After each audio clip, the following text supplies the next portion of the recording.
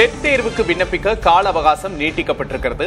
Dead தேர்வுக்கு விண்ணப்பிக்க கால அவகாசம் நீட்டிக்கப்பட்டிருக்கிறது.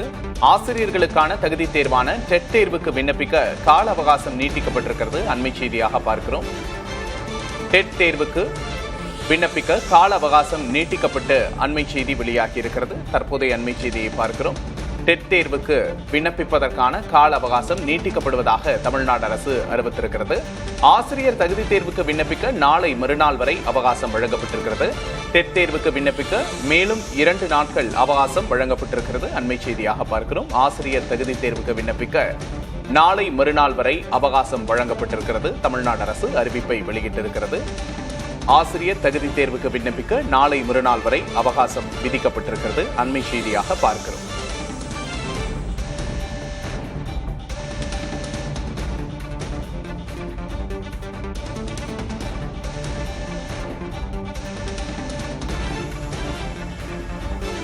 இது தொடர்பான கூடுதல் விவரங்களை செய்தியாளர் விக்னேஷ் முத்துவிடம் கேட்டு பெறலாம். விக்னேஷ் முத்து, கூடுதல் விவரம் என்ன?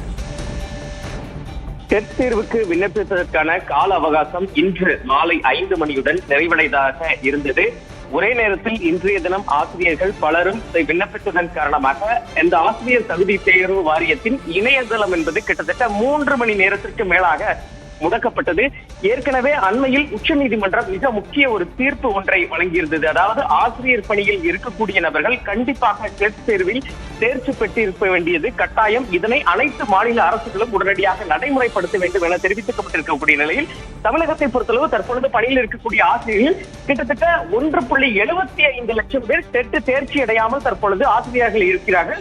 இதனால் இந்த தேர்வுக்கு விண்ணப்பிக்கக்கூடிய நபர்களின் எண்ணிக்கை வேகமாக உயர்ந்து இன்று மதியம் வரை கிட்டத்தட்ட 3.50 லட்சம் பேர் ஒட்டுமொத்தமாக இந்த டெட் தேர்வுக்கு விண்ணப்பித்திருந்த 5 மணியுடன் இந்த கால அவகாசம் நிறைவடைந்த நிலையில் தேர்வர்கள் பலரும் உடனடியாக கூடுதலாக எங்களுக்கு கால அவகாசம் வழங்க வேண்டும் என கோரிக்கை வைத்ததன் காரணமாக தற்பொழுது இந்த விண்ணப்பிப்பதற்கான கால அவகாசம் என்பது ஒட்டுமொத்தமாக 2 நாட்கள் நீட்டிக்கப்பட்டிருக்கிறது. அதாவது இந்த செப்டம்பர் 10ஆம் தேதி மாலை 5 மணி வரை அவகாசம் என்பது நீட்டிக்கப்பட்டு டெட் தேர்வுக்கு விண்ணப்பிப்பதற்கு கூடுதலாக 2 நாட்கள் என்பது வழங்கப்பட்டிருக்கிறது.